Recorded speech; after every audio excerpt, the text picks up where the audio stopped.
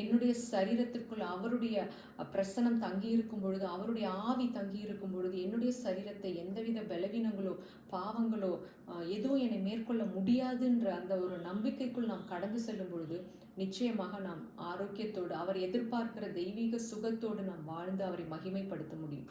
அவர் சொல்றார் தெளிவா, நீங்கள் உங்களுடைய சரீரம் உங்களுக்கே சொந்தம் கிடையாது, அது பரிசுத்தாவின் ஆலயமா இருக்கிறது. ஸோ அதனால நீங்க சரீரத்தினாலும் ஆவியினாலும் அவரை மகிமைப்படுத்த வேண்டும் என்று சொல்லியிருக்கிறார்.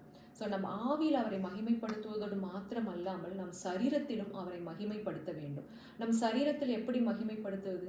கிறிஸ்துவானவர் மகிமையின் நம்பிக்கையாக உங்களுக்குள் இருப்பதே அந்த ரகசியம். ஸோ எனக்குள்ள மகிமை வெளிப்படும்படியாக கிறிஸ்து நிறைந்திருக்கும் பொழுது, அவரே ஜீவனாய் ஒளியாய் வெளிச்சமாய் எனக்குள் இருக்கும் பொழுது எப்படி கொள்ளை நோய்களும் வியாதிகளும் கேன்சர் போன்ற கொடூர நோய்களும் என் சரீரத்திற்குள் நுழைய முடியும்?